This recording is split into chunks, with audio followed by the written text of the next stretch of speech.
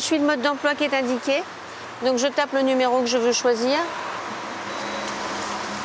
Je prends ma carte bleue, je tape mon code. La porte coulisse pour délivrer le bouquet. Offrir la possibilité d'acheter des fleurs à n'importe quelle heure, c'est le pari de cette fleuriste. Ce distributeur automatique est un rien magique. Il surprend même les touristes. J'ai pris une photo du distributeur de fleurs. Je viens de Melbourne, en Australie. Une machine comme ça, on peut en voir nulle part, sauf à Paris bien sûr, la ville la plus romantique du monde. Moins romantique, on connaît les distributeurs de café, de confiseries, de billets, voire de préservatifs. On en compte plus de 600 000 en France. Aux Émirats et dans un palace de Madrid, on est allé encore plus loin avec des lingots d'or à emporter. Grand avantage de toutes ces machines, plus besoin de se plier aux horaires des magasins. Et pour les commerçants, c'est surtout un bon moyen d'agrandir la clientèle. Mes journées n'étant pas extensibles, il y a les horaires des Parisiens le sont par contre, il fallait prendre une décision. Et le plus simple, c'était d'avoir une machine qui soit disponible tout le temps. Pas de différence de prix ni de qualité entre les fleurs en magasin et celles du distributeur. Les bouquets restent en vente 48 heures au maximum. Je cherche la case qui correspond au bon prix. C'est mieux. Voilà, il y a une case vide. Il y a le bouquet que je viens de faire est prêt à la vente. Dès que j'ai refermé la porte, il peut être acheté. Elle a aussi sa petite astuce pour convaincre les clients d'acheter. Je la remplis pas entièrement. Il y a 12 bouquets, moins 1, donc je n'en remets que 11. Ça, le premier utilisateur a l'impression qu'il n'est pas le premier, justement. Ça a déjà fonctionné avant lui. Après 4 ans d'utilisation, Jocelyne vient tout juste de rembourser son emprunt. La machine lui a coûté 20 000 €.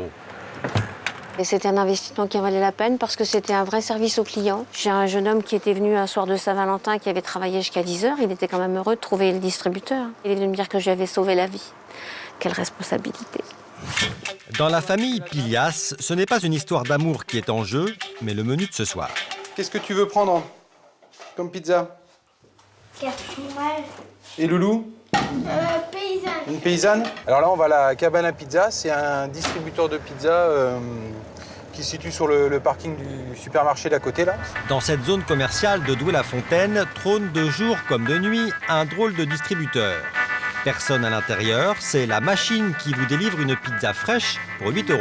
Au début, les Pilias ont eu quelques a priori sur la qualité des produits, des réticences vite dissipées. J'ai eu l'occasion de visiter l'intérieur de la machine. Il avait fait des portes ouvertes et on a pu voir dedans en fait que c'est des pizzas fraîches. Enfin, c'est pas du tout ni congelé. Et c'est bon et puis c'est pas cher, quoi. On y va, c'est parti. Celui qui se cache derrière cette machine, c'est Thomas. À 3 km de son distributeur, il prépare ses pizzas en cuisine comme n'importe quel pizzaiolo. Le matin, j'arrive de bonne heure, je fais ma pâte. Ensuite, fin matinée, je garnis mes pizzas. Et ensuite, entre midi et 2 ou en début d'après-midi, je vais remplir mes distributeurs de pizzas. Avec cette machine, Thomas vend plus de 300 pizzas par mois, cuites ou crues. Donc là, en fait, les pizzas qu'on a fabriquées tout à l'heure, qui sont crues, on va les placer à l'intérieur de la machine. Il doit ensuite la programmer pour l'informer de l'arrivée de nouvelles pizzas. L'appareil, lui, s'occupe de la cuisson. En fait, le distributeur, il s'en va chercher la pizza que le client a choisie. Là, elle va insérer la pizza à l'intérieur du four et après, elle va cuire pendant 3 minutes. La machine n'est pas prête de remplacer le pizzaiolo en cas de problème. Elle appelle son propriétaire à l'aide.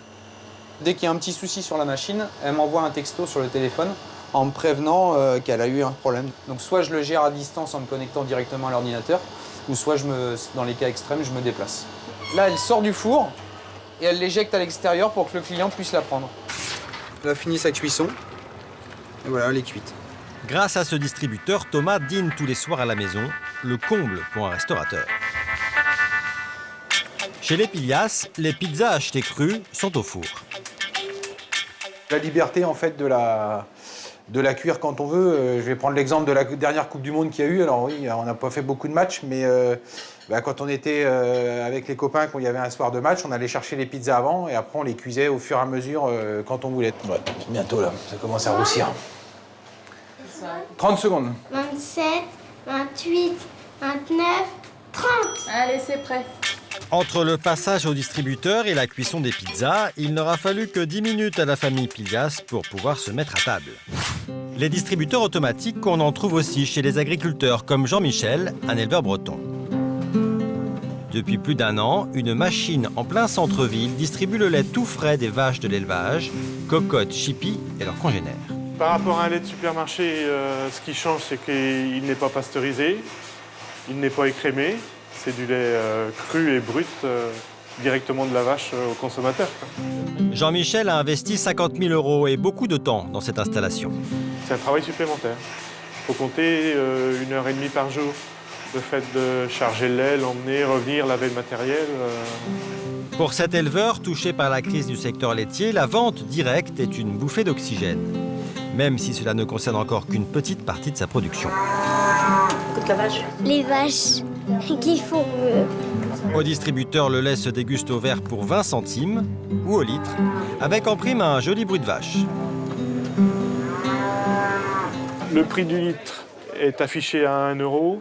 On se trouve dans la moyenne du supermarché, c'est-à-dire qu'au supermarché, le lait le plus ressemblant, ça va être un lait entier pasteurisé qu'on retrouve souvent à 1,10 €, 1,15 € au supermarché.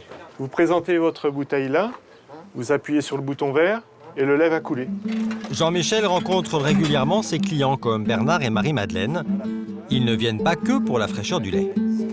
C'est sympa, on vient ici à la ferme, on écoute la vache. Moi, ça me rappelle mon enfance, le lait de mon enfance. Parce que on allait chercher le lait tous les jours quand j'étais petite, donc voilà. Des distributeurs qui réconcilient les hommes et les machines, qui l'auraient cru ?